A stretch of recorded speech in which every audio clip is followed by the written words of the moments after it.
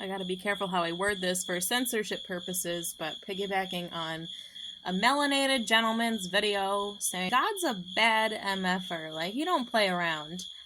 And they recognize, it's going through the Holy Spirit, they recognize that their tribe has been hijacked by the small hats.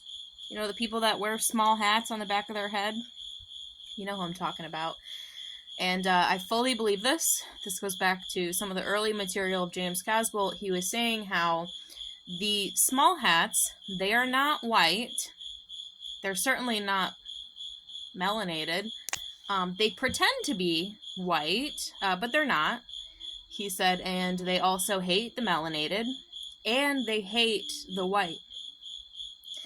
And he said it was a cultural agenda to get them to mix, to dilute the power of both bloodlines.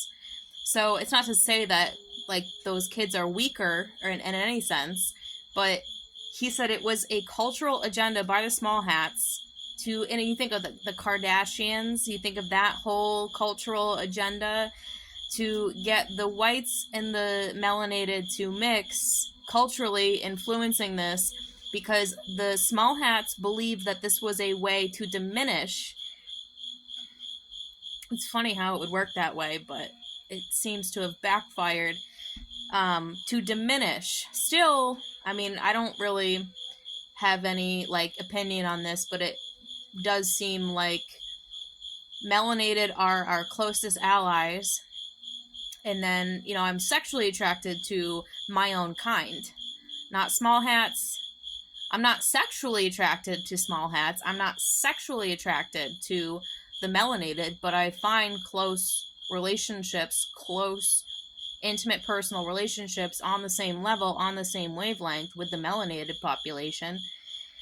And I think there's a reason for that. And then the small hats, you know, I tend to find that they're chaotic people and they're contradictory, and it doesn't really work out. Friendship-wise, relationship-wise, like, we're not, you know, the same, and that's fine. But, you know, the Lord is coming, and, like this gentleman was saying, God is a bad MFer. Like, he don't play for long. He play for a little bit just to let you know, while the cat is away, the mouse will play, the mice will play. Yeah, he'll play for a little bit just to let people get their wits about them, to dig their own graves. He don't play for long. At some point, judgment comes. And Book of Matthew says, I did not come to bring peace, but a sword. Like, I'm not coming back to bring peace, but a sword. So, I appreciate all the truth coming out. And James Caswell did say that in the end times, like, everything is going to be focused on race. There's going to be such an emphasis on race. And it's interesting how the devil always perceives what good is about to do. We've had all these, like, kind of weird, culty agendas, BLM and white nationalist agendas. Like, I have a new friend who's actually a white nationalist. He's like, we're not... He's like, some people are racist. He's like, but for the most part, we're not racist. It's just... we have our own place in history as a tribe that is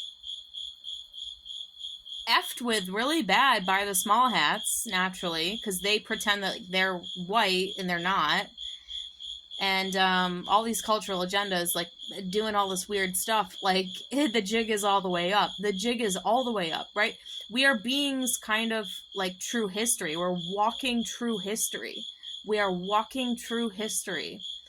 So, at what point, this is the piece of history that is missing, at what point did the small hats take over the tribe of the melanated, and they're like, we're them now, it's us? And I truly believe when they say, like, dude, it was never them. It was never them. They're just troublemakers, it seems, for the most part. Troublemakers. But, you know, the Lord is coming back, and he's going to set all things straight. So, be prepared for that.